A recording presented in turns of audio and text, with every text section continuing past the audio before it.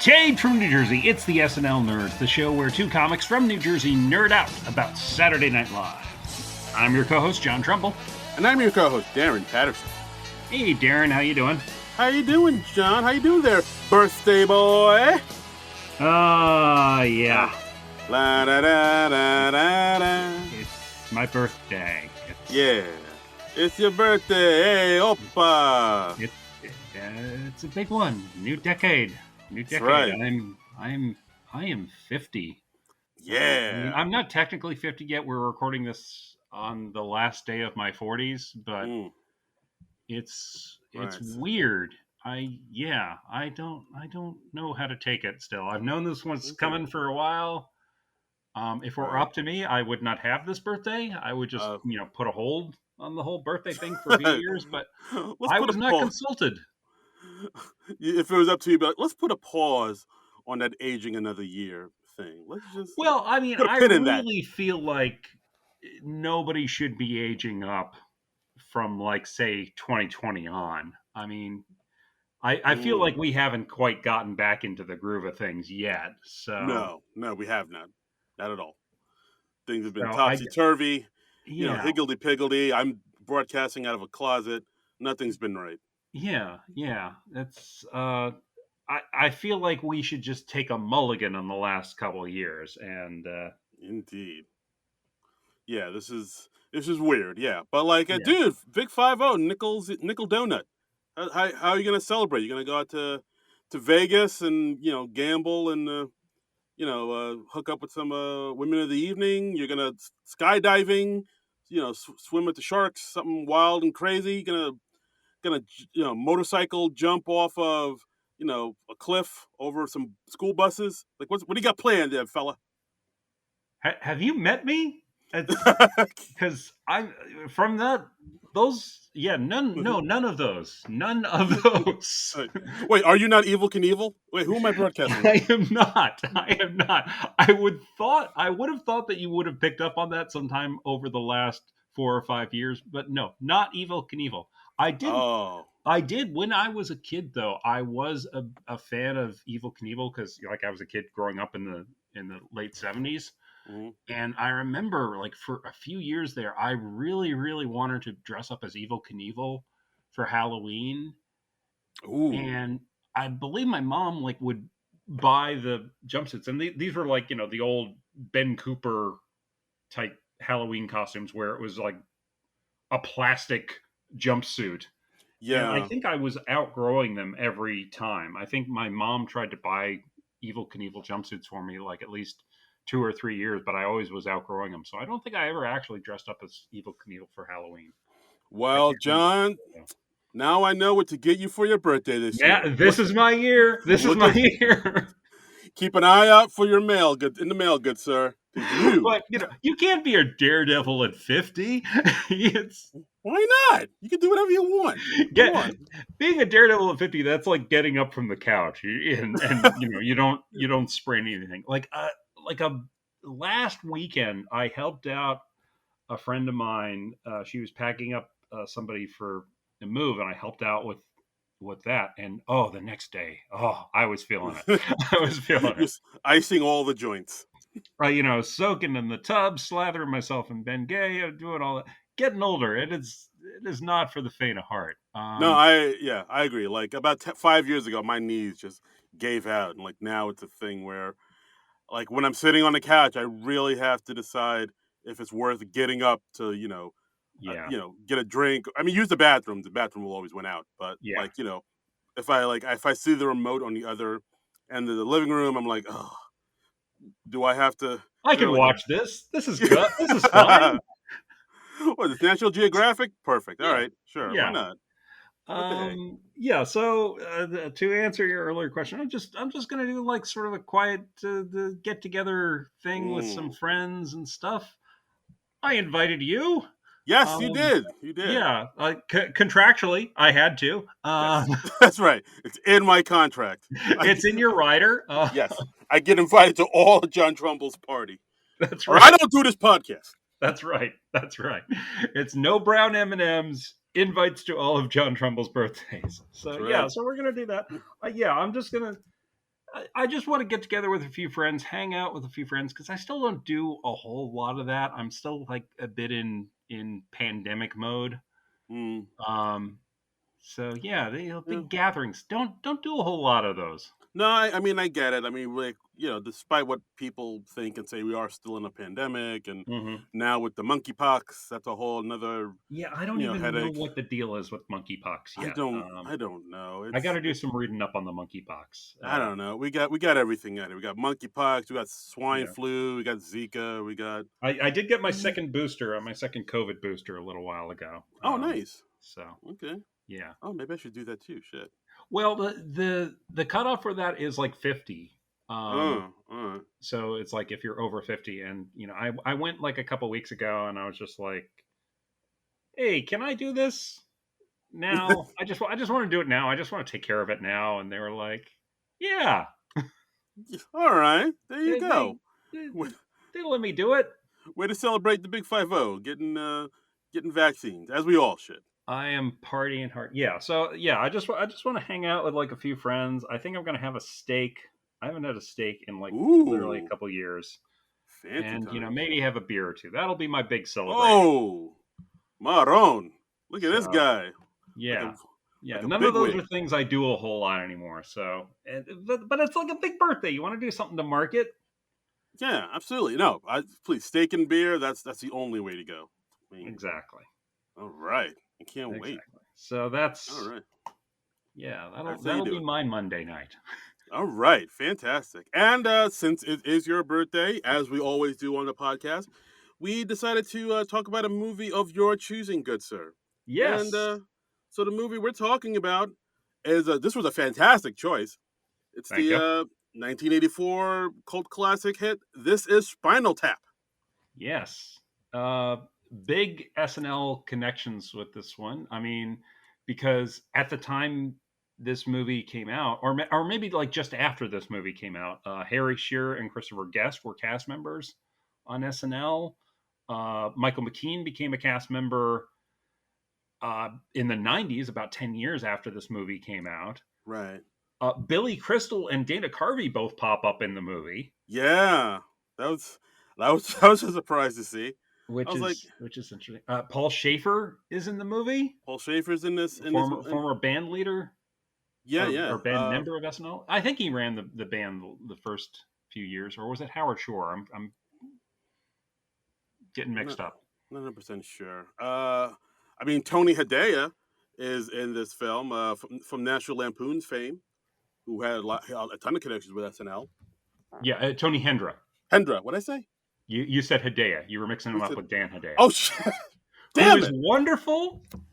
Right. Dan Hedaya is wonderful. He is lovely, but he is not the same person as Tony Hendra. No, Hendra, Hedaya, Sanjaya, Zendaya. I get them all mixed up. Yeah, and Rob Reiner, who hosted SNL a lot in the '70s. Yeah, So absolutely. This film was directed by the great Rob Reiner and written by Harry Shearer, Michael McKean, Christopher Guest, and Rob Reiner. Came out March 2nd, 1984. right, Yeah, had a budget of 2 mil, made about 4 mil. So it was like a modest hit. From what I read, like when this movie came out, it wasn't a huge commercial success, but the critics loved it. Like I think I remember reading somewhere Roger Ebert and like praised this movie. He said it was like phenomenal. I think he gave it like 4 stars out of 4 for his nice. for the paper. Here it goes. Yeah, Roger Ebert said this is Spinal Tap is one of the funniest, most intelligent, most original films of the year. The satire has a deft, wicked touch. Spinal Tap is not that much worse than, not much different from some successful rock bands. And then Ebert later placed the film on his 10 best list of 1984 and would later include it in his greatest movies list in 2001, where he called it one of the funniest movies ever made. Wow. Okay, Yeah, Ebert, yeah. big booster of Spinal Tap. That's cool. Yeah, and Gene Siskel, same thing. He gave it 4 stars out of 4, saying the writing was so well done, in fact, that unless you are clued in beforehand, it might take you a while to realize that the rock group under dissection in This Is Spinal Tap does not really exist, which is very true. It's like the way they play it in this movie, it's like you really don't, unless you're in on the joke, you Yeah. really think this is like a real band that exists, because like it's it's one of those it's one of those things that where they really ride the line into, is this a joke, is this real, Right. which I appreciated. Yeah, and they don't. I mean, the movie gets absurd, but I don't think it ever gets so absurd that it totally strains your believability. Except maybe like right towards the end when somebody spontaneously combusts. But Yeah, John, that happens all the time though. It's just not recorded that enough is in the true. media. That is true. In the media, they don't record it.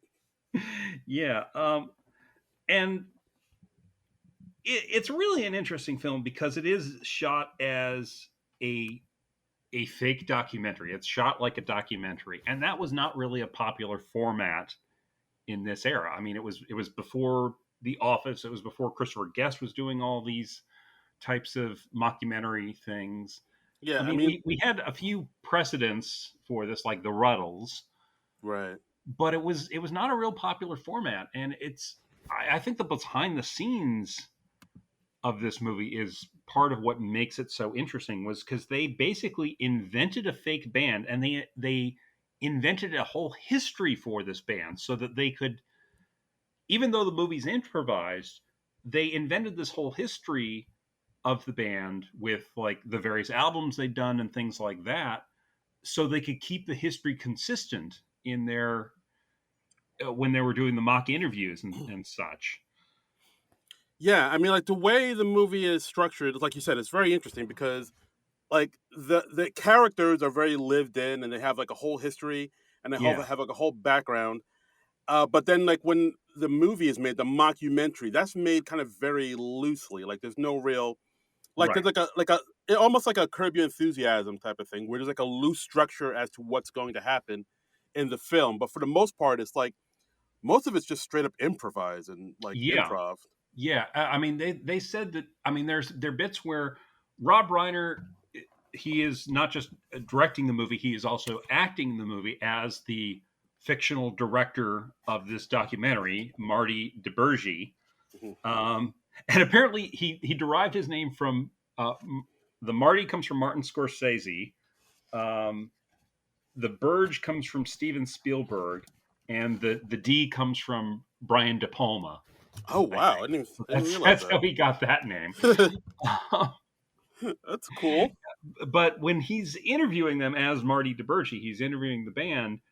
They did not know what questions he was going to ask them, and Mm. there's a great scene where early on where he's like reading various reviews of their albums, and they have one album called Shark Sandwich, and he says, "Well, this review just said shit sandwich," and you can tell like they're genuinely amused by that, and they're like, "That's not real. Yeah.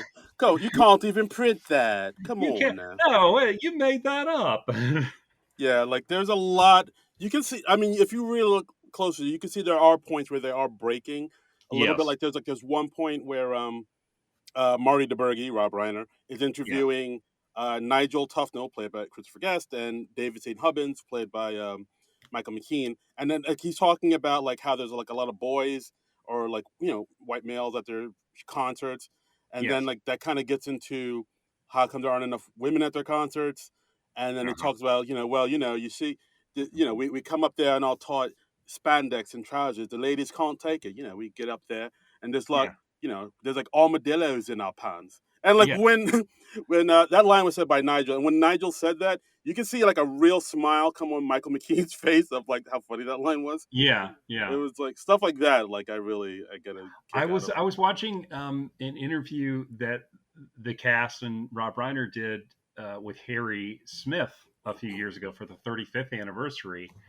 and Reiner was saying like, "Oh yeah, I was doing this one scene with Christopher Guest where, and it's a nice scene where Christopher Guest he plays the piano, he plays this lovely piece on the piano, and it's just this real pretty tune, very very classical sounding, and Rob Reiner says, "Oh, that's lovely. What is that called?" And he says, "Oh, it's called Lick My Love Pump." And Rob Reiner just says, "Yeah," and I just died at that. That's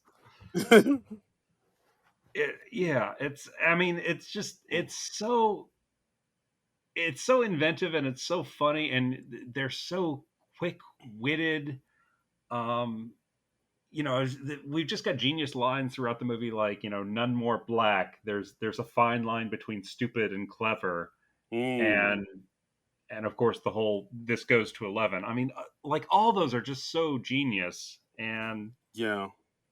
It's pretty. It's like I mean, the way they work together is really good. Is really fantastic. I mean, for those who don't know, Michael McKean and actually Christopher Guest, they met in college in the late '60s in the city in New York City, and they started to mhm, play music together. And then they worked with Harry Shearer and Rob Reiner on this TV pilot for this sketch comedy show called a TV Show in '78, and yeah, then that's where they kind of created this band called Spinal Tap. And during production on that sketch, like they sort of began to improvise and they started to invent the characters a little bit more and flesh them out a little bit more. So Michael McKean became David St. Hubbins, and Christopher Guest sort of became Nigel Tufnell, and then Harry Shearer right. became Derek Smalls, and that's sort of where the band sort of, I guess, was birthed or born. Yeah, and I was reading that like Michael McKean, of course, I would say probably first got famous when he was playing Lenny on Laverne and Shirley, along Yes, with his comedy partner David Lander, who's yes. playing Squiggy. Hello, And Shoel. they actually did a an album called with a fictional band, Lenny and the Squigtones, and Christopher Guest played on that album, and he's credited as Nigel Tufnell on that album. So Fantastic. yeah, so these characters had been floating around for quite a while, and yeah, and I love that they created this whole fake mythology of the band. Like the band Spinal Tap had formed in the early '60s, and they were the Thamesmen, Oh and right. then they were the Originals. But then there was another group called the Originals, and they became the New Originals, and then And and yeah. they've worked all this out, and they worked this all out so that they could be consistent in their answers, and they're not just making stuff up out of whole cloth. And I find that fascinating. They actually didn't have a script for this movie. What they did was they said, okay, just give us the money that you would pay us to write a script, and we will make a 20-minute short, just sort of giving the feel of the film. And apparently, some stuff from that short is in the final film. And Right. they just, I mean, I thought like the black and white stuff from when they were the Thamesmen or yeah, Thamesmen is in there. right, with Ed Begley Jr. as their drummer, Yes, the who Great who Ed Begley. who died in a bizarre gardening accident. The cops thought it was just best not to look into that and leave it Best unsolved. leave it unsolved. I mean, yeah, and that's one of the all-time great running gags is that Spinal Tap's drummers all die mysteriously. Yeah. And yeah, there's actually a record of it on the band's Wikipedia page under the fictional history section, and they have so the first drummer is John Stumpy Pepys, uh, portrayed by Ed Begley Jr. in the video "Give Me Some Money." He died in a bizarre gardening accident that the authorities said best left unsolved. Next was Eric Stumpy Joe Childs. He choked on vomit of unknown origin because Oh yeah, he yeah. choked on vomit. It wasn't his vomit, but they're Yeah. not sure because you can't really dust for vomit. I love that scene because like you can tell they were improvising it in the moment. Because like Yes. Harry Shearer was like, yeah, he choked on vomit, and then I think it was probably Christopher Guest or something like, yeah, it was, but it wasn't his own vomit. Like you can see them riffing and building on the idea. Like Yeah. I mean, I know this is like basic improv 101 or whatever, but like Yeah. still, it's when you see it so Yes, well and done like this, it's yeah. amazing. Their next drummer was Peter, quote unquote, James Bond, who spontaneously combusted on stage during a jazz blues or blues jazz festival on the Isle of Lucy, Get it? leaving behind what has been described alternately as a globule or a stain. Um, Mm. Next was the drummer in this movie, Mick Shrimpton, who exploded on stage. Uh, then there's some more. There's Joe Mama Besser, who Mm. who claimed he couldn't take this 4/4 shit, according to an MTV interview with Spinal Tap in November 1991. He disappeared along with the equipment during their Japanese tour. He is either dead or playing jazz. The name is a reference to that of Joe Besser, who had a similar short-lived and ill-fitted stint as the member of the Three Stooges. It is also a play on the insult phrase "Yo Mama." Next, we have Rick Shrimpton, who is the twin brother of Mick Shrimpton, who is seen in this movie. He allegedly sold his dialysis machine for drugs and is presumed dead. Jesus Christ. From 1999 to 2001, there's Sammy Stumpy Bateman. He died trying to jump over a tank full of sharks while on a tricycle in a freak show. Oh, boy. From 2001 2007, Scott Skippy Skiffleton, fate unknown. From 2007 to 2008, Chris Papa Cadeau, eaten by his pet python Cleopatra. Plus 9 other drummers at various times, probably between 1970 and 1981, all of whom are dead. Good God. Either dead or playing jazz. It's so damn funny. Just that they constantly have drummers throughout the years and they all die. It's a hilarious running gag. Yeah. It really oh my God. And also another thing I really love about this movie is, and it's also probably one of the reasons why people didn't know if this band was real or not. It's because, Mike McKean and Guest and Harry Shearer played their own instruments. They wrote the songs that are featured in this movie. And like a lot of these songs are like genuinely really good rock and roll. Like Tonight I'm Gonna Rock You Tonight is a genuine great song. I love it. I think it's like as good as anything like Kiss has ever done or whatever. It is a catchy song, and it is one of the most brilliantly stupid rock lyrics I've ever heard. I mean, that is up there with The Darkness's One Way Ticket to Hell and Back. Because it takes a real talent to write something that dumb as Tonight I'm Gonna Rock You Tonight. I love it. But yeah, genuinely catchy song. We also have Big Bottom. Oh my God. It's a classic. With the genius lyric, "How could I leave this behind?" Right? My baby fits me like, yeah, Hellhole. Hellhole is a very catchy song. I love, maybe my favorite Spinal Tap song is "Give Me Some Money." I think that's a great song. And it really just sounds like something you'd hear during the early '60s British invasion era. Yes, absolutely. That's another. The Flower People is fun. Yeah, that's another thing that happens. Like we see the band, this is Spinal Tap, sort of go through the eras. Like when they first started out in the early '60s, they were more of I think they said like a skiffle band, which I wasn't sure that term was. But they're more like early '60s, like Dave Clark 5 almost. And then in the late '60s, they get more like psychedelic '60s pop. Right. Like Strawberry. That's when they go in to listen to the Flower People. Yeah. Yeah, like Strawberry Alarm Clock or whatever. And like now they're more like heavy metal, hard rock. Right. And and you kind of realize they don't have much identity of their own. They're just kind of latching on to whatever the musical trend is of the day. And it's funny. I mean, the wigs these guys have. I mean, we've got Michael McKean in that long blonde wig, but I think Harry Shearer takes the cake with his big big mustache mutton chop combo as Derek Smalls. Yeah, he's rocking the Lemmy. It's beautiful. He's got the Lemmy, yeah. and Christopher Guest looks eerily like Jeff Beck in his wig.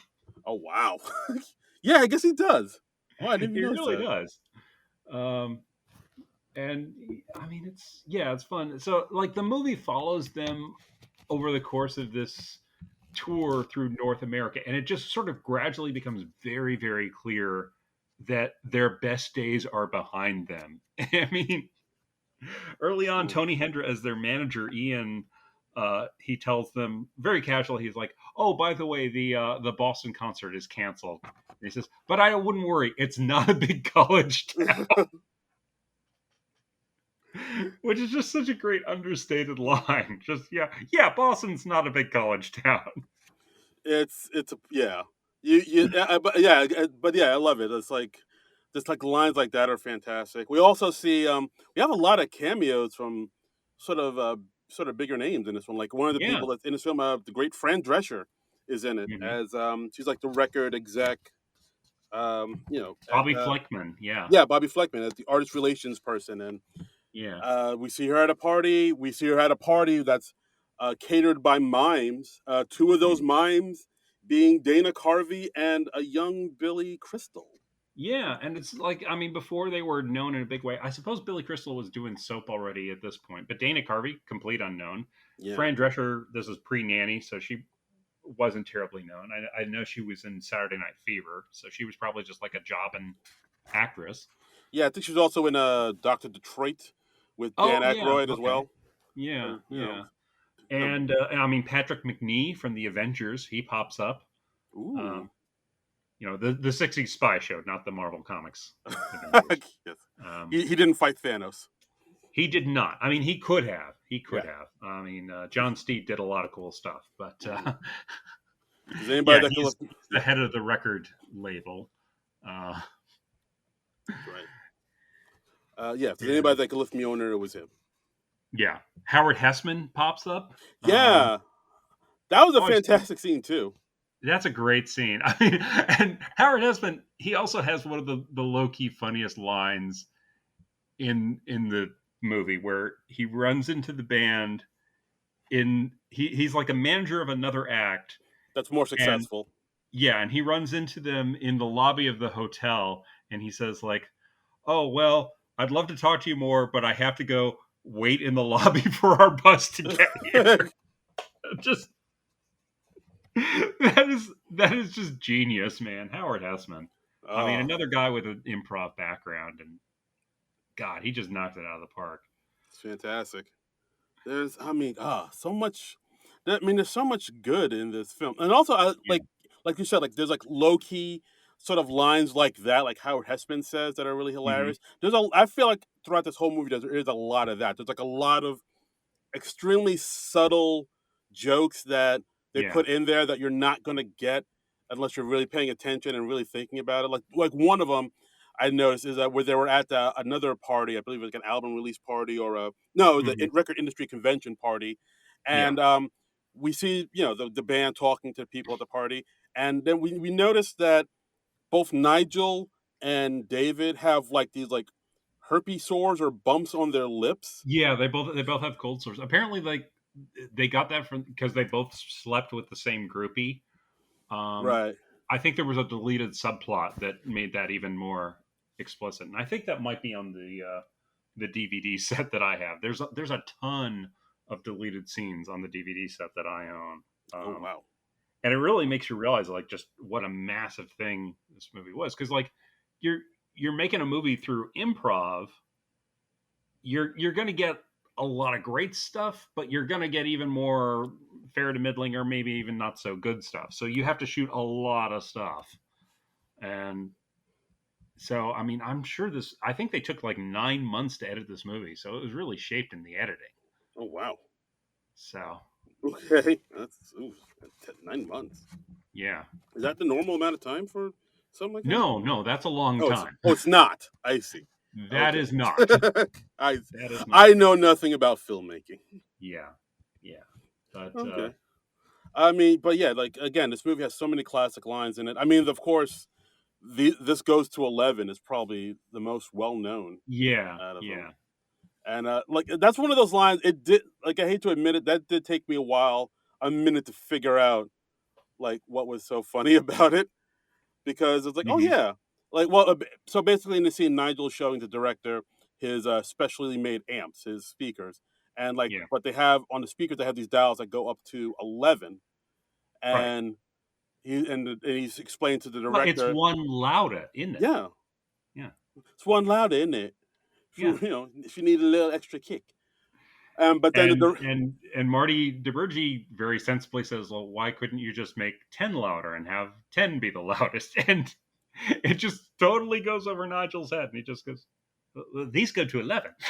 he it's yeah, he it just took cannot conceive that 11 could not be louder than 10. yeah, it took me a minute. 'Cause I was like, well, no, 11 is a bigger number than 10, therefore it's louder, right? And then I Yeah, was like, oh yeah, wait, no, no, yeah, okay, I yeah, see it. yeah. I mean, yeah, most of the jokes are some variation on these guys are not terribly bright, and it gets them into trouble sometimes. I mean, one of the most infamous sequences in the movie was Nigel sketches out a prop, like a stage piece, for their song Stonehenge, and he's like, "Well, we should have a giant Stonehenge that lowers from the ceiling, and then we can have people dance around it." But he labels this little napkin sketch wrong. And so they build a prop Stonehenge that is only 18 inches high instead of 18 feet high. Mm. I get inches and feet mixed up all the time when it comes like running that little Yeah, dash against the number. So hey, man, I feel you, Nigel. yeah, It's yeah. tricky. But I don't think the problem was that the band was off. I think the problem was we had a prop Stonehenge that was in danger of being crushed by a dwarf. I mean, Yeah, that's yeah, that was yeah. So like basically funny stuff. the band is doing this very serious song Stonehenge, and of course Mhm. they expect some gigantic, replica Stonehenge come down from the sky, and then of course they get something that comes up to their knees, and then Yes. they just have little people dancing around it gleefully. So I was like, oh, this doesn't have the impact we thought it would. Yeah. But it's hilarious though. I mean, it's such a funny movie, and apparently, like, it's both popular and infamous among real musicians because most real musicians are just like, yeah, this movie is just too real. It's not really a comedy. It really is a documentary, and like a lot of things in this movie happen to real bands. Like apparently, Tom Petty and the Heartbreakers actually got lost on the way to the stage at Oh one of shit. their gigs. Yeah, See, all right, let's talk. All right, let's talk about that. So there's another, yeah. famous scene where I believe they're in Cleveland. They're Mhm. backstage. They're getting ready. Hello, Cleveland. Yeah, Yeah, and they're getting ready to, rock and roll. And yeah. as they leave their dressing room, they make their way to the stage. They're backstage. They immediately get lost. They go. Mhm. They like end up at a loading dock, I think, at one point, and then they go back Yeah, and circle back. They find a maintenance guy, and they're like, "Oh yeah, all right, you make two rights, two lefts, and then keep going until you see a door that says authorized personnel. That's you. You walk through that." And right. then he's like, "Oh, thanks, Mike. Yeah, rock and roll." And of Yeah, course, they make another wrong turn and they run into the exact same maintenance guy they just talked to a minute ago. yeah. And it is It's hilarious because you the first time you're watching this, you do not see it coming at all, and then you see that same maintenance guy again, and it is the funniest thing, and you're just like, oh, it oh, must have these made a guys wrong are just turn, man. they are literally lost without a map. Yeah, but like I always thought, like the venue or somebody that would have somebody to guide you through that. But You would think, but yeah, I no. guess. Apparently, it happens. I saw on the IMDb trivia page it says that Kiss once played a gig where they were in a theater. Their dressing room was on the fourth floor. They went down to the first floor. They found nothing. Second floor, they found nothing. Then they could hear themselves being introduced, and it turned out that the stage was on the third floor. Oh, oh boy. So, Again, don't you have anybody that can tell you, hey, this is where the stage is? Oh, well, I mean, I think we also have to consider rock bands. They occasionally indulge in certain narcotic substances, what? so perhaps Huh? that factored in. It's not. I don't know. I have no inside knowledge on this. This is the first Uh, I'm hearing about this. Like, you mean like alcohol? yeah, alcohol, funny cigarettes, Uh, that sort of thing. I'm gobsmacked right I now. know. I know. I don't. I'm beside myself. I don't know what to say. His gob has been smacked. I That's can confirm. right. Smacking the gob. But it's such a funny movie. It's I mean it just Nigel Tufnell like complaining about the small pieces of bread on this, and he's like, I Uh, can't make a sandwich out of this because and the manager Ian, he's like, well, you can just like fold the pieces of meat, and he's like, yeah, but then if I fold the bread in half, it just breaks in half, and yeah, that's absolute madness, isn't it? and he's just not getting it. Nigel Tufnell is just one of the most wonderfully stupid characters ever because he is just so oblivious to every effing thing. I love Comes across. there's this one scene that like after rewatching it that like I don't know, for some reason it just hit me different. I caught stuff I didn't see before. But like Yes. his guitar solo Uh-huh. scene where he's talking about how he loves his own, I love my guitar solo. It gives me a chance to express myself. And it's Right. like so he's doing a guitar solo and he's shredding, and then he has another guitar near his foot, and he's Yeah. playing that guitar with his foot. So Right. he's like shredding with his feet, his foot, and his on his guitar, and then he takes out a violin and he starts Hmm. playing the violin against the guitar. Yeah. And then at one point, as he's doing that, it sounds wrong to him. So then he tunes the guitar, and then he plays again. It's like, all right, that's better. And it's just a loud calamity of just guitars smashing around. And it's fantastic. Yeah. Funny stuff. Oh my god. Yeah, but yeah, and I don't know. This movie has again had a lot going for it. Another thing I also didn't see coming is the introduction of David St. Hubban's girlfriend or fiance, Yeah. Janine, in here, Janine. who kind of Who was it that played Janine? I don't have her name handy. June Chadwick. Yeah, she's very good. Yeah, I yeah. don't think I've seen her in anything else. I looked her up. She's done like a few. She was like in some episodes of Riptide, and Okay. like a few things here and there, but nothing like too like super major. I don't think. Hmm. Hmm. But I love the scene Yeah. where like David is on the phone with June with Janine, and he Hmm. tells Nigel like, "Oh, she's coming out. She's gonna join us on the tour. She's coming out here." Yeah. And like he's all happy, but you see the look on Nigel's face, and like the look on his face just says it all. Like he does not like her. He's always had a problem with her, but he doesn't Yeah. say it. And after Nigel gets told that Janine's going to be out or come out to meet them, he's like, "Oh wait, she's going to come off to drop off something, and then she's going to go Yeah. away Yeah. or something." Like I don't know. There was a lot in there. Like I enjoyed that. Yeah. Yeah. She's like the Yoko of the group. Um, Mm, very much so. she's yeah. She interferes. She is more helpful than is helpful. Very much so. She's got a. I mean, David St. Hubbins loves her, and he's like, before I met Janine, cosmically, my life was in a shambles, and she's very new agey. She's very into astrology and all that. At one point, she's pitching a new look to the band, and it's going to be based on all their astrological signs. Mhm. And they're just horrible ideas. Yeah, I think she wanted Nigel to look like a goat or like Satan, or Right, or at some point it's like, yeah, right, you could be like a goat person. That'd be nice, yeah, right? and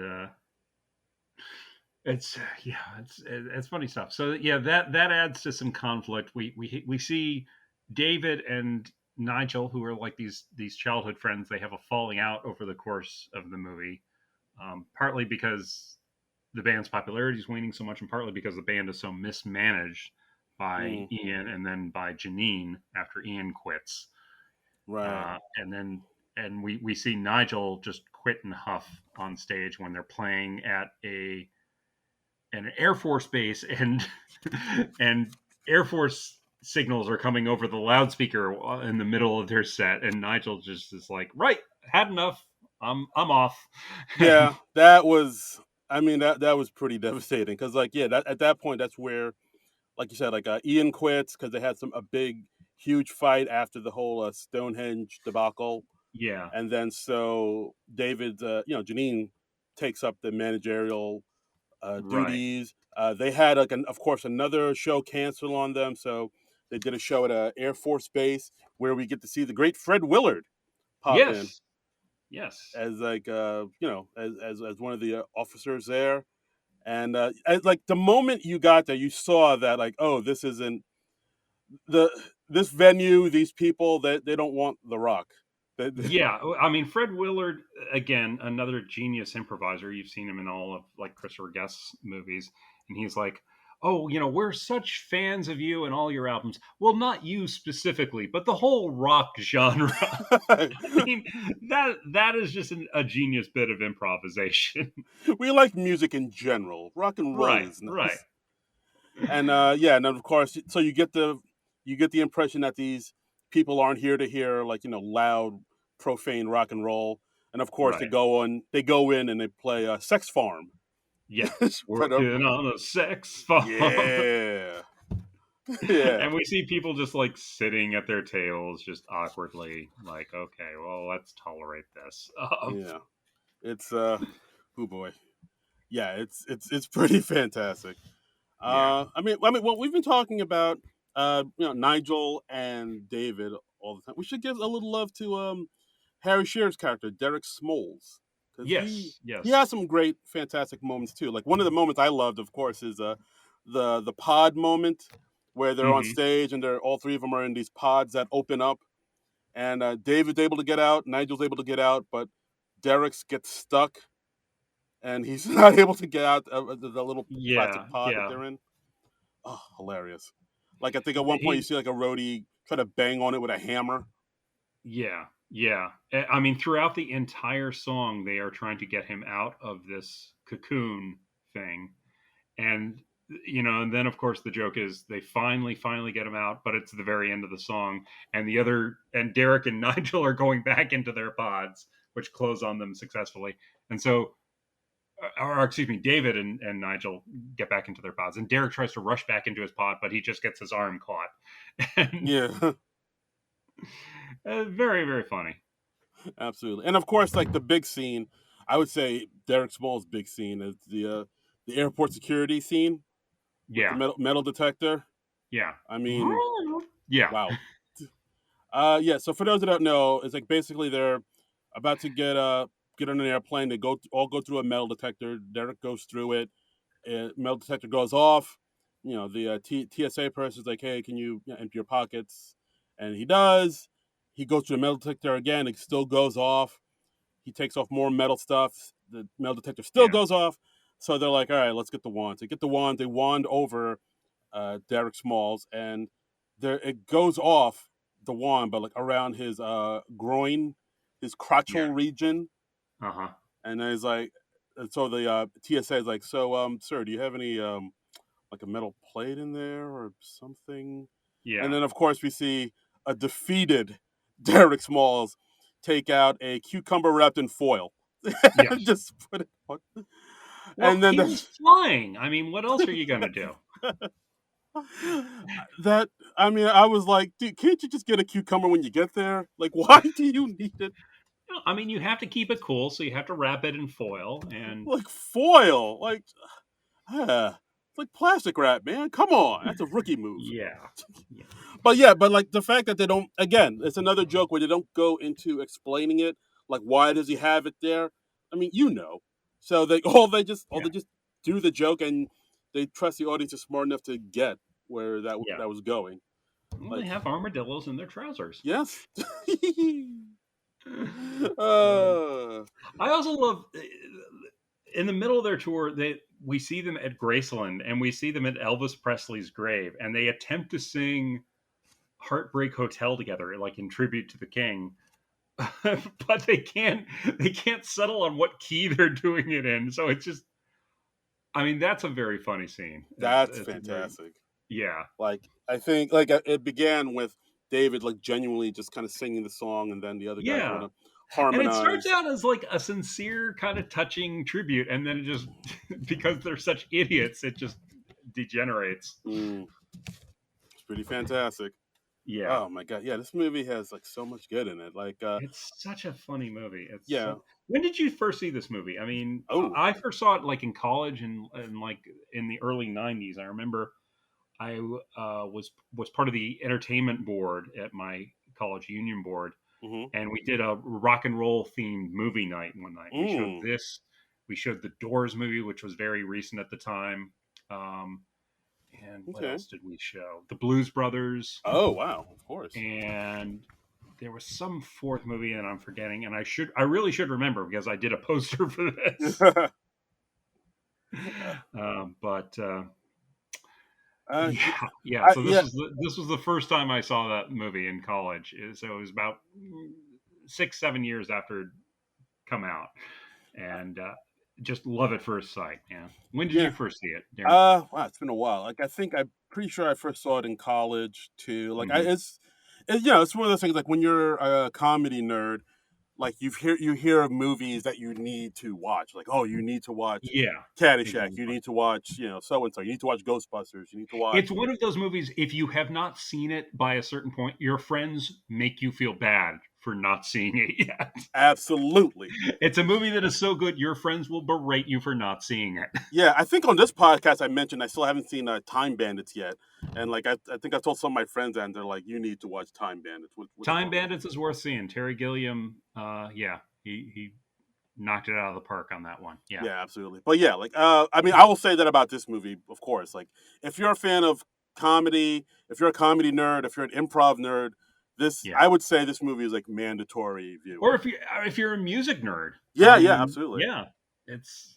I mean, it hits all those things, and and it gets funnier with time. Like a lot of comedies, you see them once, and you're just like, okay, well, I've seen that, and it's not going to be terribly funny the next time around. This is a comedy that stays funnier, or even gets funnier with other additional viewings. Yeah, yeah, because you just catch things that you missed the first time around, where you're like, oh, I didn't Hmm. even know. Like, you're always finding like new treasures. Then Yes, upon repeat viewings. yeah, yeah. It's yeah, pretty. I mean, pretty genius. Pretty genius. I mean, we could also talk about like how this whole movie they're touring to promote their new album called "Smell the Glove." Smell the glove. Yes, Yes, yes. which Fran Drescher. I think they didn't even show what the album cover looked like, but Fran There's a big Drescher. debate about the album cover, though. It's quite controversial. It's Yes. it's it's quite sexist, apparently. What's wrong with being sexy? No, sexist, Oh, sexist. all Apparently, right. the cover depicts the cover they want depicts a nude woman on all fours with a dog collar and a leash, and a man is like shoving a black leather glove into her face and forcing her to sniff it. Hmm. I can see problems with that. Yeah, yeah, and apparently places like Kmart don't want to carry the album Oh because of yes, this. Kmart and Sears are gonna boycott this album. They said in the movie. Yeah, yeah, I was like, oh, none of those stores are a thing anymore. yeah, yeah. Well, because they didn't carry the Spinal Tap album. That's Mm, why. That's why they went out of business. see what happens. So there's all this debate going on, and yeah, eventually there's a scene where their manager Ian, he unveils the album, and it is just a black cover. Right. No words, no pictures. Right, Like right. literally just like black. Like even the White Album had the Beatles, Yeah. the word "the Beatles" on the front cover, Yeah. Way but to sell out. This is just this is black. just it's just black. And as Nigel puts it, it's like you ask how much more black could this get, and you say none more black. Well, is this like the test pressing or something? Right, right. Yeah, they don't quite get that it's the real album cover, and and Ian's just trying to build it up, like, because nothing goes wrong in his world. He's like, no, this is it. This is just simple, direct. Just black. Just Oh my god. Yeah. So I mean, I do love how we get to, like we see as the tour goes on, things aren't yeah, going right. Venues are canceling left and right. One fantastic scene is when we get when they go to Chicago and we see the great Paul Schaefer playing Artie Fifkin, who's like yeah, the promo man for the record company, and like yeah. he And holds and they're doing a signing at a record store, and no one shows up. We just cut to the band just sitting there at their table, humiliated because no one is there to see them. They just have no audience left. yeah, it's I mean it's funny, but it's also pretty sad. Yeah, I mean, as their manager says, their audience has just become more selective. But you think they would select them, right? Well, I mean, yeah, not so much. Not so. Oh dear. And yeah, and Schaefer's very funny. He's in a small part, and he's like, look. look, would you do me a favor? Would you kick my ass? I'm Mm. not. I'm not asking you to kick my ass. I'm telling you to kick my ass. He wants to be punished. You kind of get the feeling this isn't entirely about no one showing up for the autograph signing. I feel like this is your own stuff going on now. Yeah, I feel like you're bringing your own stuff to the party right now. Right. Right. Oh my god. Yeah, this movie is oof, fantastic. Such a funny movie. Such a funny Absolutely. movie. I also like lines that because like at this point the band is really getting into the thick of it, where they're becoming more and more strained. Janine keeps chiming in with more of her ideas, saying that Hmm. maybe the band is being mismanaged, causing tension between Ian and the band, and then that Yeah. causes tension between Nigel and David. And Yeah. I also like this one point Because where the band has two geniuses. yeah, the band has two lead guitarists, which is I was Yes. Yeah. like, why is that a And thing? and there are two creative forces in the band. There's one who's fire and one who's ice. Yes. And Derek feels like his job is just to be in the middle and be sort of lukewarm water. That's the line. Like the first time I saw it, that line was like that line got me. That's I'm like yeah, lukewarm water. Oh my god. just great stuff. Yeah. So like at this point, this is after the Air Force Base show that goes horribly wrong. The band breaks up. Nigel walks off Hmm. in a huff, and so then yeah, Janine begins managing the band, and like she finds out it's not as easy Right. as she thought it would be. Things culminate to the point where they're doing a show at a amusement park in California, Hmm. where if you look at the marquee, it says "Puppet Show" and Spinal Tap. Yes. And she says, if I told them once, I told them 100 times. It's Spinal Tap, then Puppet Show. Spinal Tap gets top billing. Uh, Oh my god. very funny stuff. Yeah, and then like I think at this point they're backstage trying to create their set list, and then they're like, "Well, no, that's Nigel's song. We can't do that. Nigel Right. does that better. We can't do that." Yeah, they So kind of gradually realize, like, oh, we can't really do much of anything without Nigel. So they decide to rebrand themselves as like Spinal Tap 2.0. right, and because like Derek And wants to do a jazz odyssey. right. They discuss their plans for a musical about Jack the Ripper, Saucy Jack. Uh, Yeah, yeah. So, and then they start singing a song, "Saucy Jack," on the spot. Like that. hmm. That's pretty fantastic. Like to make a song up on the spot like that. Like, oh, Yeah. these guys are fantastic.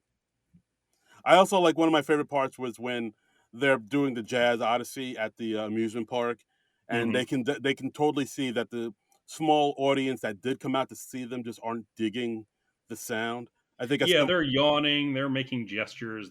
yeah, at one point there's like a audience member like with his thumb down at Yeah. them, and like David knows it's not going well. And then I think at one point he says, "Oh, what was it? Oh, this is what on the bass, Derek Smalls. He wrote Right. this." Also, it's not so much him giving credit as throwing Derek under Yes, the bus. I know. It's hilarious. Derek Smalls. He wrote this. Oh, I hadn't thought of it that way, but I bet you're right. Yes. see again, finding new treasures and treats upon repeat Yeah. viewings. Yeah. Yeah. Yeah. It's pretty Uh fantastic. huh. Yeah. So like towards the end of it's a super short movie, by the way, guys. It's like not even an hour and a half. It's like, Yeah. Actually, I was actually able to watch it twice this morning because ooh, I watched the movie by itself, and then I also watched it again with a commentary because on the DVD, or at least the DVD I have, they do commentary in character as Spinal Tap, and they're whoa. just throughout they're talking about like, oh, what a horrible hatchet job Marty DeBurgi did on us in this. Like, oh, he doesn't show all the times we played Rock and Roll Creation where the pods opened successfully. No, he has to show the time that Derek got stuck. and, That's and fantastic. it's just very funny and again it's just genius improv from these guys. I always love it when like they do that. Like, I mean, I haven't heard it too many times, but I got to listen to it again just to hear them do their commentary in character. Like the only other Yeah. time I can remember hearing something like that is like back when I was like collecting DVDs all the time, and I love listening to director's commentary. If you listen, Yeah. we probably talked about it, but like the Tropic Thunder DVD, Yeah. where Robert Downey Jr. does his commentary in character as Kirk Yeah. Lazarus.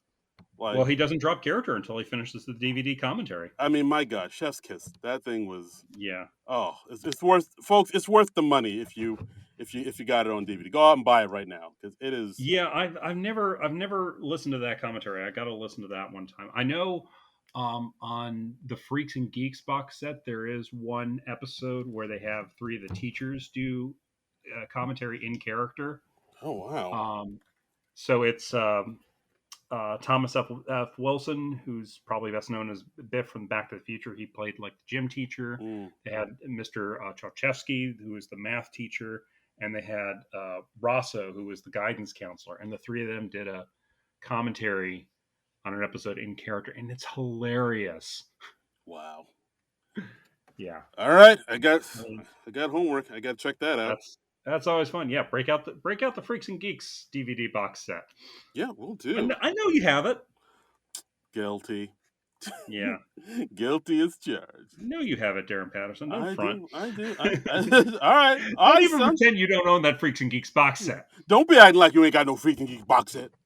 I know you got some Freaks and Geeks box set. I don't got no fucking box set.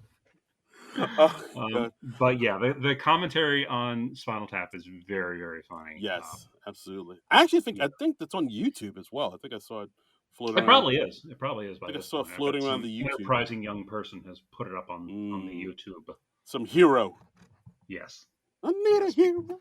Yes. It should be shared with as wide as an audience as possible. Absolutely. We should probably say they actually just announced a few months ago they're doing a sequel to Spinal Tap.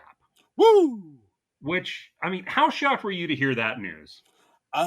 Very much so. Just because it's just something I never thought they would do. Like, I mean, I thought, like, if they were gonna do a sequel, they would have done it years ago. Yeah. But the fact that they're getting around to it now is I mean, they've done things. They actually, like, in 1992, they released another album as Spinal Tap. And they had like a television special of that. You occasionally see them do like interviews in character, but they've never done like a full length movie. In character. And I actually found an article from Deadline where Rob Reiner, he talked about it. He says the plan is to do a sequel that comes out on the 40th anniversary of the original film, and I can tell you, hardly a day goes by without someone saying, "Why don't you do another one?"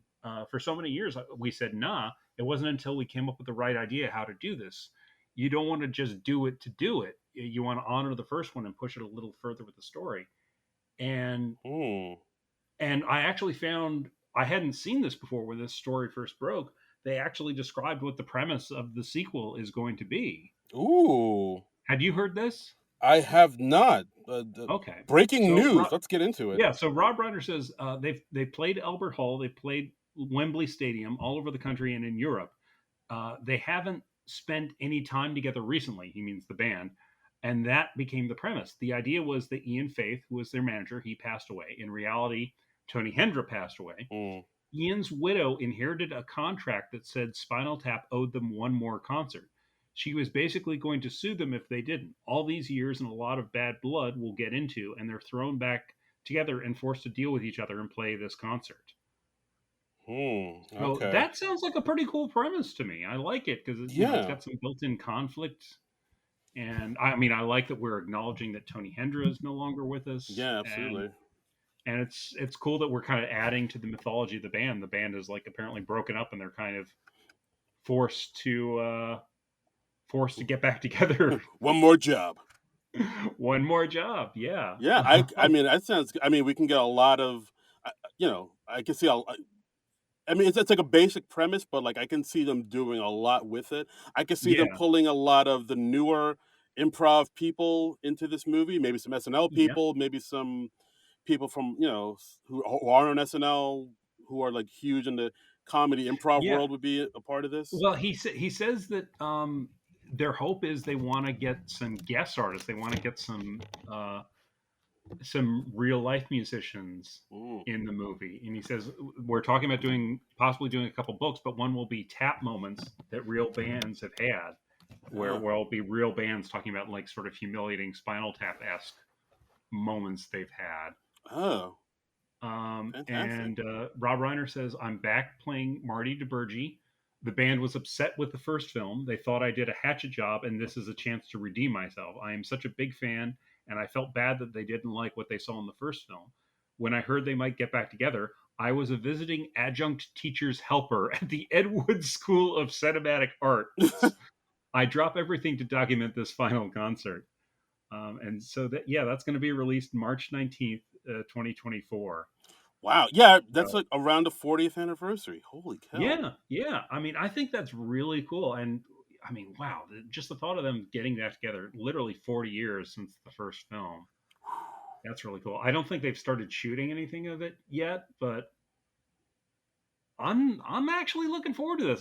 I'm really keeping my fingers crossed that it's going to be good. It's Yeah, comedy sequels are tough, man. they are. They are. Like, I mean, a lot of people just compare it to the old one. Even if you do have like a good sequel, if Yeah, it's not as good or as good as people perceived it in their minds as the first one, people yeah. automatically be like, well, this is all right, but it was no first time they did it. Yeah, and It's one of those it's things. tough because you don't have the element of surprise, or not the same element of surprise as the Right. first one. So that's tough. I mean, because comedy is so dependent upon surprise, Yeah, absolutely. and it's just yeah, it's a tough thing. Sequels in general are tough. Comedy sequels are really tough. I mean, Yeah. we've seen that with Ghostbusters. We've seen it with Anchorman. We've Mm. seen it, and it's especially tough when you're coming back a number of years later. But Yeah. I really like the premise of them coming back together for a reunion concert when they don't really want to. Yeah, like I like they're only doing because they're contractually obligated. Right, That's a good right. premise. Yeah, that's a good premise. I mean, it sounds like they really did wait until they had a good idea for it. So, Yeah, yeah. So and also like the main people are still with us. I mean, we still got Michael McKean, Christopher Guest, Harry Shearer, Rob Reiner. that's right. So, I mean, it's a shame that Tony Hendra is no longer with us, that Howard Hessman's no longer with us, Yeah. but um, But I mean, we got the main four that we need to yeah, make this yeah. thing, It's hit it not together. it's not going to be like a Blues Brothers 2000 situation where it's Boof. just like Mm. Yeah. Talk talk about comedies with the second movie not being oof. in the same league. Yeah, I chew. Listeners, go back and listen to that episode we did. It was we watched the movie so you don't have to. Let's just say that. yeah. The music's good. Pick up the soundtrack. Yeah, It's pick up they did the another. They did a bunch of nice musical numbers. music is good. Yeah, I'll give you that. Yeah, Yeah, but it's a great movie to maybe listen. if one of the big stars of your first movie passes away, maybe not don't do that sequel. Yeah, it's a great movie to listen to, maybe not to watch. I mean, just turn to the screen during the musical numbers and Yes, enjoy those. there you go. and Yeah. and don't ask yourselves questions like, well, why is there a little kid dressed up as a blues brother? Why do we have like two and a half other people here to replace the dead John Belushi? Hey, do you want to listen to Erica Badu or not? Just listen to the music. Listen to the music. Whoa, Yeah, whoa. yeah, Okay. Oh, yeah. We should talk about the how this movie ends too. I guess. yeah, yeah. All right. So yeah, at the end of this movie, they're doing their. It's the end of the tour, and like it Hmm. seems like the band really doesn't have anywhere to go after this. Like we see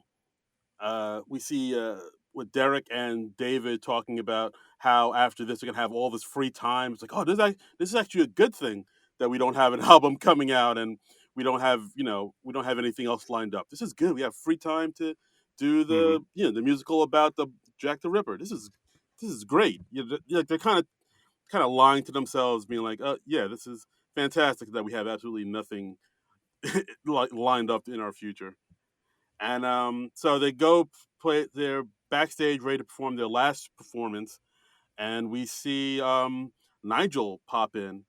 Just Yeah, and or there's automatically sort of tension as you can feel, and he tells the guys, "Hey, I'm just a messenger here, but I ran into Ian, and he says that Sex Farm is actually charting in Japan.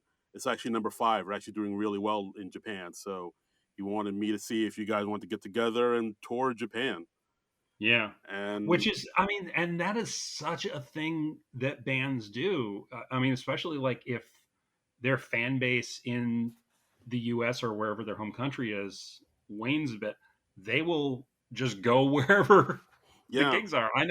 I know like the Monkees in like the 70s and 80s, like those guys toured Japan because they were like big in Japan. And yeah, like I know like a lot of like '90s rappers that were big Mhm. in the '90s, like are still huge like in Europe and like Germany and stuff, and they'll like go over to Germany and Yeah. Austria or wherever and just do their stuff there and make a ton of dough. Like but I don't fault them. Like if you can't make the money here in the States, go where the money is.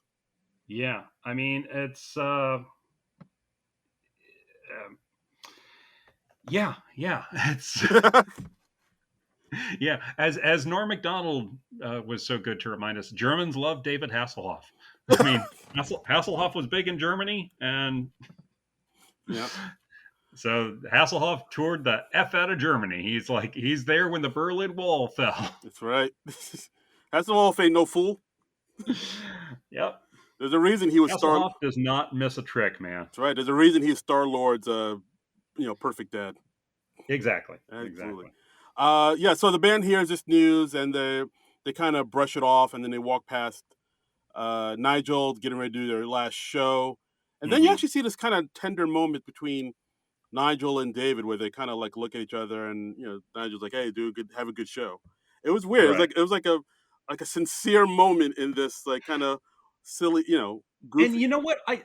There are just a couple of like sincere or straight dramatic moments, and I really feel like that makes the movie work better. Is Absolutely. like you feel the friendship between these guys, so it means something when they have that falling out, like Yeah. 2/3 through the movie, and yeah, and it really works, and it's really kind of touching when like the remainder of Spinal Tap gets on stage, and you see David just sort of glance over to where Nigel's watching from the wings, and he just swings his head and Yeah. just sort of gestures like, "Hey, come on over, come Yeah. over and join us." He motions him And to come on stage.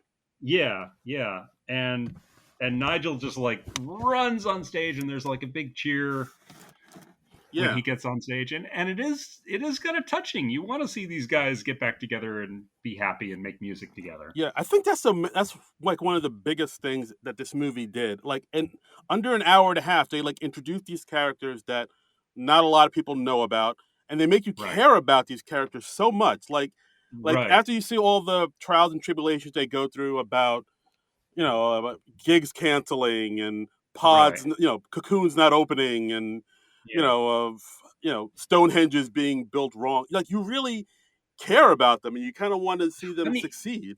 yeah, because there's nothing malicious about them. That you never see them acting out in like an asshole rock star way. So they feel they're just kind of victims of circumstances and their own stupidity. Yes, very But much there's so. there's nothing malicious. You never see any of them really acting like an asshole Yeah, or yeah, being like demanding rock star. The most we have of that is Nigel is complaining that his sandwiches fall apart when when he folds them. I can't fold the bread, can I? It's too small. Yeah, you don't see them being like abusive to groupies or treating roadies like shit or anything like that. And so Yeah, you do generally like these guys. yeah, exactly. So so David motions him to come on stage. He runs on stage. They perform. Their Hmm. drummer explodes. Yes. Now they've lost two drummers to spontaneous combustion, which is, I mean, that's hilarious. Yeah, and then the final scene is them performing in Tokyo with their new drummer Joe Mama, and it seems Right. like Ian, their manager, is back with them, Yeah. and they're just Yeah. living out the rock and roll dream. It's He's taken over again. He's got his cricket bat, and yes, Jeannie's been put in her place. I guess she's now just the girlfriend once again. right. So we see them sort of coming out on top, which is a nice way to end the movie on a little note of triumph. Yeah, absolutely. I mean, wow. So Yeah, this film, this music. John, yeah. fantastic choice Well, thank for thank your you. I mean, birthday. it's just one of those movies you always watch, and it's always enjoyable. It always makes you feel good. It's a good one to revisit every couple years. Yeah, and it's a film that gave birth to a whole genre of like mockumentaries. Like nowadays, whenever you see a mockumentary come out, you do see a lot of people compare. It's like, oh, that's sort of like Spinal Tap, right? Right, Like you see right. that quite a bit. Like like it's like Yeah, I mean, Chris Rock, he did his own sort of Spinal Tap like movie with CB4 yes, absolutely. about a rap group, and I've never seen that. I'm sure we'll get to it someday. It's okay. Yeah, Like, sorry, I yeah. didn't I mean to mean, get real here, but yeah, it's like yeah, it's okay. it's alright. Yeah, uh, but I mean, you look back at this and you just think, would we have The Office? Would we have like Parks and Recreation if Spinal Tap hadn't popularized the mockumentary format so much? Yeah, they really kind of did. Like you could also, like I said, like stuff like Curb Your Enthusiasm or Hmm. and whatnot. Like they like the fact that they just made a movie where there wasn't any. I don't think there was any like real dialogue or anything written at all. There was more of No, I like mean they didn't have a script. They just shot a 20-minute short just to as kind of proof of concept. yeah, it's And like a loose outline for the most yeah, part, yeah, and but it's still like it still works. It's still pretty fantastic, and also movies like Popstar, Never Stopping. I remember when that came out, people were like yeah. comparing it to this movie, and Hmm. even also like kind of fake bands like like Tenacious D. I would say was hugely influenced by this movie. I'd say Uh like huh. where Uh like huh. it plays it so close to the vest where like you don't know if is this comedy or just an actual band Yeah, type of thing. and apparently, like when the movie was released, some people took it as a real band because they didn't recognize the actors, and they were like, "Well, why didn't you do a movie about like a better known band or just a better band?" Because these guys aren't very good.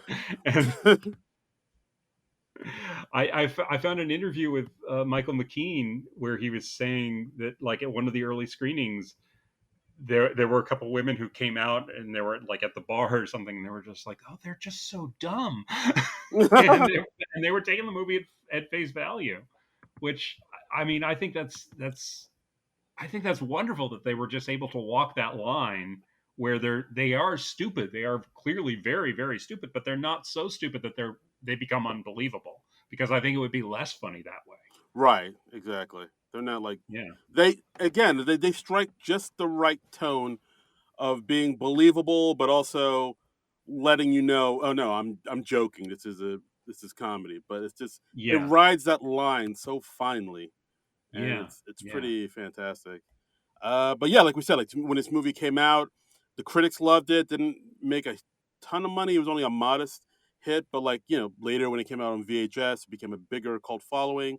And then in 2002, it was deemed culturally, historically, or aesthetically significant by the Library of Congress and was selected for preservation by the National Film Registry. And yes, it was included among American Film Institute's 2000 list of the top 100 funniest American movies. yeah. That's, I mean, deservedly so. Here, here. I mean, it's a wonderful movie. It's That's right. Yeah, We sing its it's praises. pretty great. We sing its praises here. Yeah. But yeah, and that's our film, Spinal Tap. Like guys, like Mm, I mean, I'm mm, assuming if anybody is listening to this podcast right now, you're a comedy nerd, and we're not yeah. telling you something you haven't heard before. But like if No, we're just celebrating Spinal Tap, and I hope that nobody has listened to this podcast before seeing the movie for the first time, because if so, we just completely ruined the movie for oh no, I you. We've given away all the best gags. But spoiler alert. so if that is the case, I hope you get hit on the head and suffer amnesia soon, Oh and then Jesus. so you can come to just so you can come to Spinal Tap fresh, because everyone should have that experience. Yeah, let's say that. Oh. Oh And then you man, get your memory back after that because you get exactly. bonked on the head again. That's how amnesia works, right? I think, Sitcoms didn't lie to me. yeah. I mean, I'm no doctor, but that sounds right.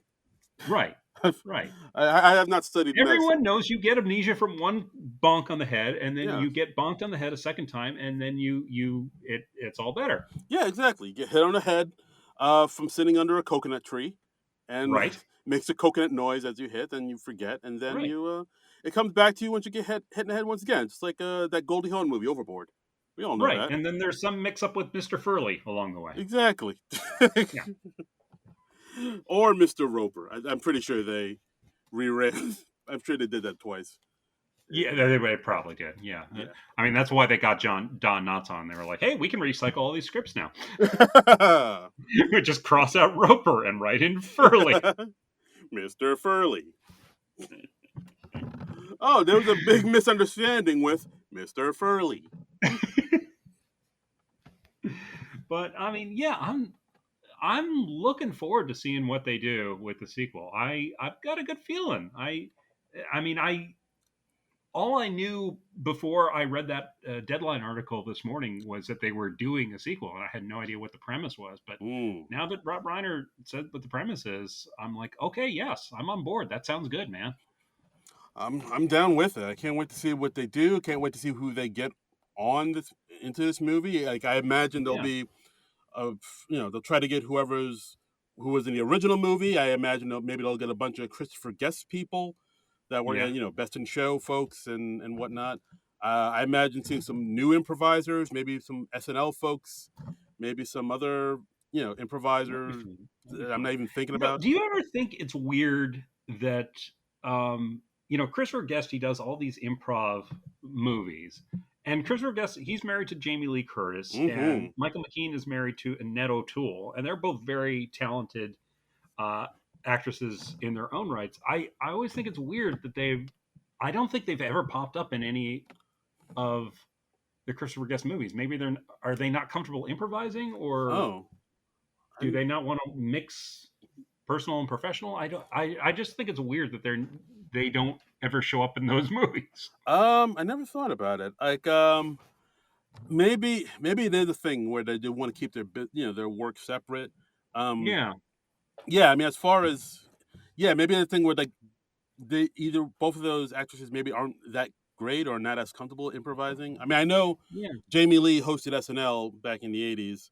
right. She seemed okay on the show, but like I don't know how Uh huh.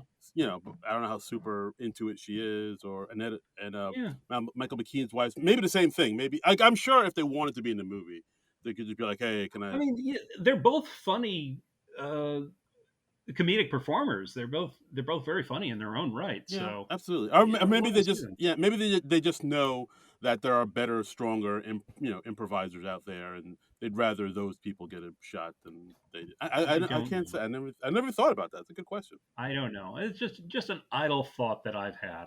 Um, Hmm. I'm Well, just like, hey, hey, why, why don't we do that? what's the big idea? What's happening here? Yeah, I don't know. I don't know. I'd like to know, but Yeah, not bad. We also got on our Twitter page. We put out tweets that we're doing this film, and we heard from Decomposition Podcast, our good friends out there, the Decomp Pod. Mhm. Them saying that as a musician, they can confirm that D minor is the saddest of all keys. The joke is Right. hilarious because of its accuracy. Any musician will tell you, and I think Well, I have heard that, like you mentioned, like a lot of musicians say that there is a lot of truth in this movie. yeah, yeah. Well, it is good to know that D minor is the saddest of all keys. I had no That's idea good till to know. now.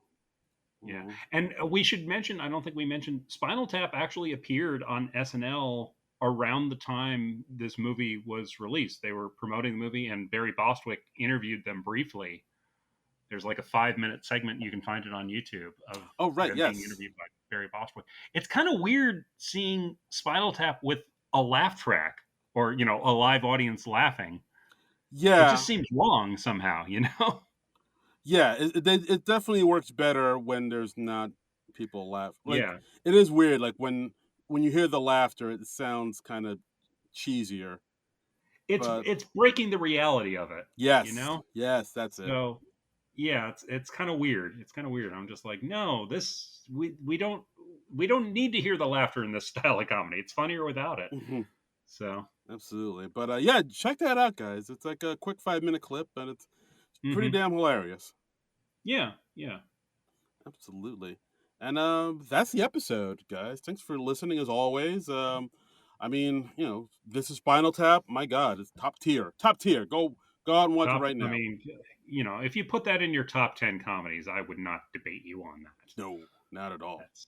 I mean, it's one of the all time great comedy movies. And Absolutely. Here. I mean, and I mean, God bless Rob Reiner, Michael McKean, Mm. Christopher Guest, and Harry Shearer for just giving us the gift of Spinal Tap. Yes, God bless you, sir. We salute you here at the We SNL salute Nerds. you. For those about to rock, we salute you. Oh, you know what? I just remembered there was a funny thing I found in the Live from New York book, the oral history. I still had it sitting on my desk from an episode we've recorded that hasn't aired yet, but Ooh, okay. coming up in episode 200. Teaser. Harry Shearer, he talks about Spinal Tap's appearance on SNL. He says, Spinal Tap appeared on the show as a musical guest in spring of '84. We got treated so well. I didn't realize that guests are treated better than the regulars. So it was my own stupidity. Smart people do dumb things. So I really thought, because we'd been treated pretty well as the guests, this might be a better situation. Dick Ebersol basically extended the offer to all three of us. Michael McKean passed, Chris and I accepted. I knew Marty Short by reputation. He was a friend of Paul Schaefer's, and Paul just raved about him, and I'd seen a little bit of his work on SCTV. We had not been told, I don't think, that Jimmy Belushi was coming back. That came as a surprise. Okay. And he talks about how, like, they knew Mary Gross and Julia Louis-Dreyfus were coming back, and he gave them a say in picking a third woman for the slot, and they met with Gina Davis. Oh. And he says it boiled down to Andrea Martin and Pamela Stevenson, and Marty, of course, had a number of ties with Andrea Martin and really wanted Andrea there. And I thought after we saw her tapes that Pamela was an incredibly versatile actress and just brought something really different. So we tossed it back and forth, and finally Pamela got it, to her everlasting dismay. so, so yeah, that's interesting. That's another sort of thing that makes that Spinal Tap appearance sort of historically significant for SNL. Is it led indirectly to, or maybe directly to, Christopher Guest and Harry Shearer coming on and doing that season of SNL? Oh, wow. I did not know that. Yeah. Huh, that's pretty fantastic. Okay, look at that. Look at me learning things. Huh. Well done, sir. So yeah. So that's Spinal Tap, folks. Yeah, that's Spinal Tap. Now you know the rest of the story. Now you do. Now you do. We've told you every single thing you need to know about Spinal Tap. Absolutely. And yeah, that's the episode, guys. And thanks again for listening. As always, please continue to listen. Please continue to rate, review, subscribe, all that jazz. Mm-hmm. You can tell your friends. Tell your friends. Hey, tell them. There's this cool podcast I'm listening to. You should listen to it too. Yes. That really does help us out. And follow us on the social media.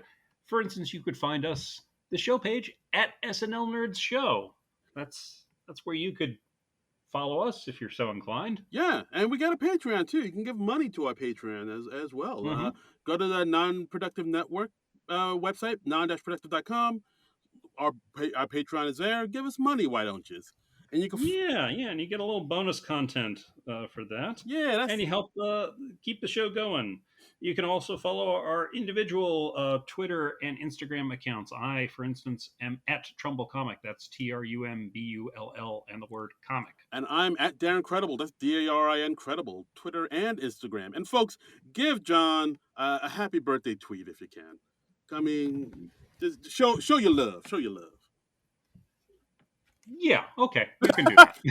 I'm trying to help you out, man. Okay, all right. Yeah, I mean, give me a follow. That'll be my birthday present. Oh, all right, fine. Give me a follow. Give the SNL Nerd Show page on Twitter a follow. That would be my birthday present. Yes, do that. I would love to see more people following that page. So that would be a dream. Yeah. Mm-hmm.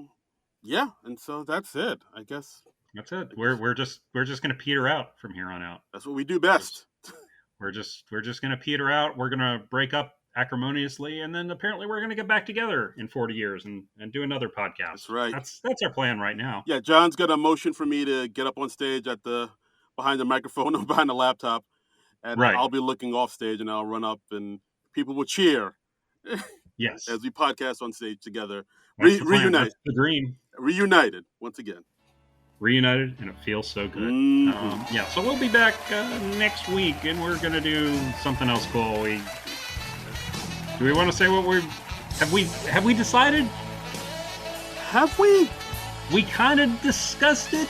Do we want to commit to something, or should we leave it up in the air? I'm not committal, John. You know me. I don't fuck with that.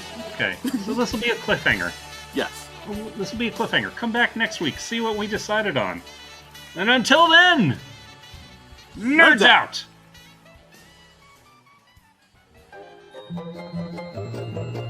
This has been a non-productive media presentation. Executive producer, Frank Hablawi.